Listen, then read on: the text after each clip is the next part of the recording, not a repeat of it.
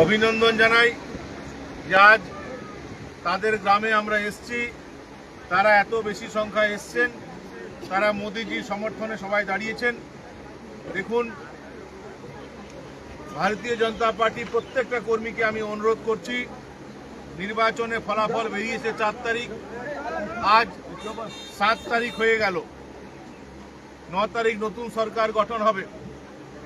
কিন্তু নিজের এলাকা পরিষ্কার পরিচ্ছন্ন রাখার জন্য মোদিজি যে মূল মন্ত্র স্বচ্ছ ভারত, সে দায়িত্ব আমাদের কর্মীদেরকে নিজেদের কাঁধে তুলে নিতে হবে।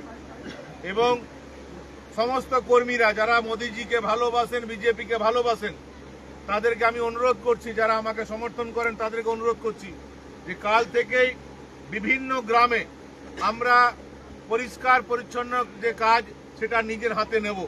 আমরা নিজের ঘর থেকে ঝাঁটা নিয়ে, কোদাল, বেলচা যেটা নিয়ে আমাদের পাড়াকে পরিষ্কার রাখবো।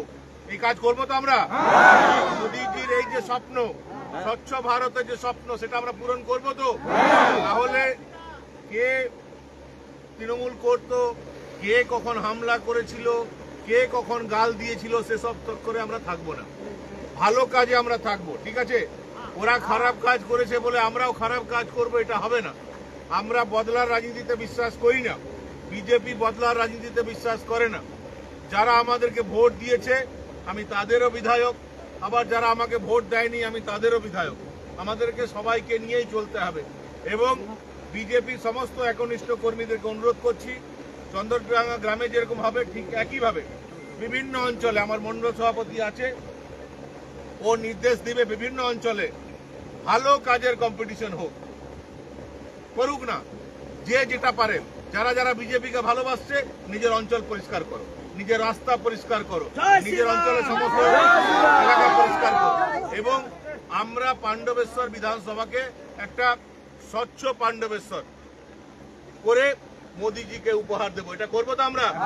মোদিজিকে এই সিটটা আমরা উপহার দিয়েছি। এরপর স্বচ্ছ পাণ্ডবেশ্বর, ক্লিন পাণ্ডবেশ্বর, গ্রিন পাণ্ডবেশ্বর, সেটা আমরা মোদিজিকে উপহার দেব।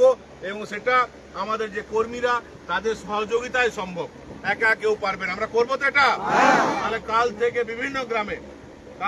বিভিন্ন গ্রামে যারা মোদিজিকে সমর্থন করেন, যারা বিজেপিকে সমর্থন করেন, তাদেরকে অনুরোধ করছি কাল থেকে বিভিন্ন গ্রামে আপনারা এই কাজে নেমে পড়ুন। সবাই সুস্থ থাকবেন, সবাই ভালো থাকবেন। আর একটু মিষ্টি মুখ করা হয়েছে নাকি? আজ আমাদের ছেলেরা